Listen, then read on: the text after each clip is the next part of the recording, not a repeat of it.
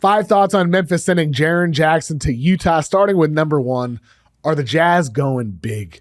We know what Jaren Jackson Jr. does best. He's a perimeter guy on offense, and on defense, he's highly versatile. He can defend any position anywhere on the floor, but he rebounds like a little guard. And so you have him, you have Lauri Markkanen, a more perimeter-based player as well. This is a configuration that needs a true 5, a rim protector and a guy who rebounds. I'd assume that means Walker Kessler is part of the equation moving forward, but that would mean Jaren Jackson playing the 4, which is appropriate for him, and that would mean Lauri Markkanen playing some small forward, which he did highly successfully in Cleveland. What does that mean for Ace Bailey? Is he going to play some 2? He's pretty big for a 2. Does that mean Keontae George, you're surrounding him with size and versatility and skill? I kind of like the idea of it.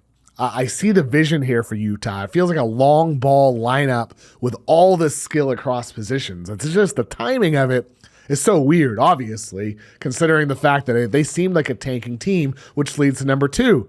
Did OKC just get a lottery pick? Utah's pick this year is top 8 protected. They have the 6th worst record at the moment.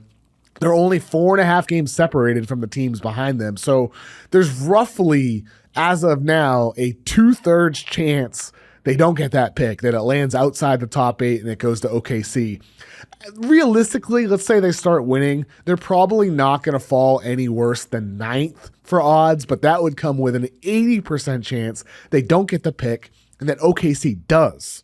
The true prizes in this year's loaded draft class are in the top 3, but there's good players also at number 4 available if Utah were to move up. There's good picks at 5 and 6 if they were to stay in the top 8, but there's still good guys in the middle of the lottery as well. So OKC could be winning in this Memphis-Utah blockbuster here, and it's understandable why the Grizzlies are doing it. Number 3, the Grizzlies are full-on tanking. This draft class feels like it just keeps getting better and better and better as the weeks go by.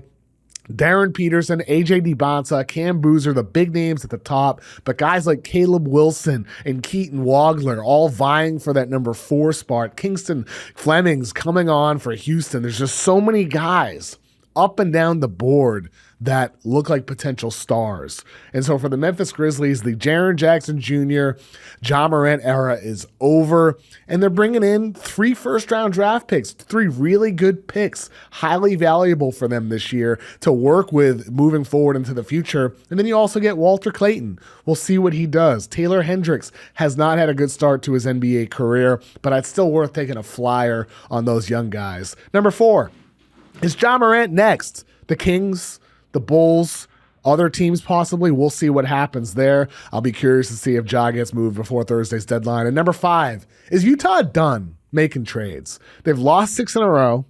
They're seemingly tanking, but then they trade for Jaren Jackson Jr. They have a lot of picks remaining still. I've said earlier in the year that they are expected to offer Austin Reeves this summer. They want to win starting next year. Could they pursue another star this week, this summer? Could there be another big move? Could they make a call to Milwaukee? Just throwing the thought out there. Many years ago, 20 years ago, Danny Ainge took a horrible Celtics team and he traded for Ray Allen and then he traded for Kevin Garnett. Maybe Danny and his son, Austin Ainge, who run the Utah Jazz, are trying to go from worst to first again. So we'll see. Big week already in the NBA. Can't wait to see what's coming next.